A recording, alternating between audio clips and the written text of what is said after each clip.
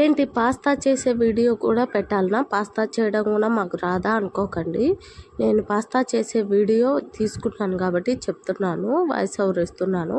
ముందుగా స్టవ్ వెలిగించి ఒక గిన్నెలోకి పాస్తా తీసుకొని, పాస్తాలో కొద్దిగా నీరు పోసుకొని, కొద్దిగా అంటే కొద్దిగానే ఉప్పు తీసుకోవాలి. ఎందుకంటే పాస్తాలో ఉప్పు ఉంటుంది ఆల్రెడీ.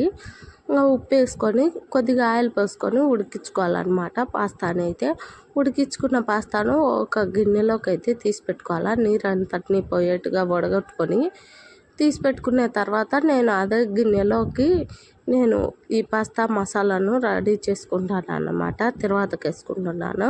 ఇంకా ఆ గిన్నెలోకి కొద్దిగా ఆయిల్ పోసుకొని, ఆయిల్ వేడెక్కిన తర్వాత మనం చిన్నగా కట్ చేసి పెట్టుకున్న టమాటాలు, ఎర్రగడ్డలు, పచ్చిమిరపకాయలు ఉంటాయి కదా, అవి వేసుకోవాలన్నమాట. ముందుగా ఆయిల్ వేడెక్కిన తర్వాత టమోటాలే వేసుకోవాలి. ఎందుకంటే టమోటాలు ఎంత బాగా మగ్గితే అంత టేస్ట్ వస్తుంది పాస్తా అనేది. అదో చూడండి, ముందుగా టమోటాలే వేసుకోవాలన్నమాట. ఆ తర్వాత టమోటాలు మగ్గిన తర్వాత ఇంకా ఎర్రగడ్డలు, పచ్చిమిరపకాయలు ఉంటాయి కదా, అవి కూడా వేసుకోవాలన్నమాట. అవి కూడా వేసుకున్న తర్వాత మన పాస్తా మసాలా ఉంటుంది కదా, అది వేసుకొని మగ్గించుకోవాలన్నమాట.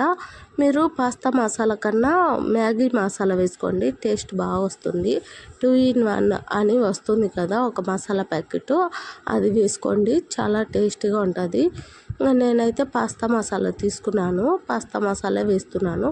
పాస్తా మసాలా వేసుకున్న తర్వాత బాగా కలిపెట్టుకొని మగ్గించుకోవాలన్నమాట.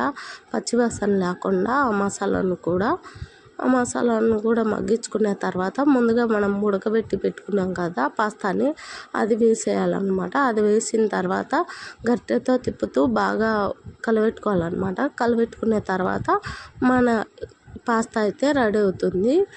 చిన్నపిల్లలకు స్నాక్స్గా ఇవ్వచ్చు, కానీ ఎక్కువ ఇవ్వకండి. ఈ పాస్తా కూడా మంచిది కాదు. ఎప్పుడో ఒక నెలలో 1-2 రోజులు అయితే సరిపోతుంది.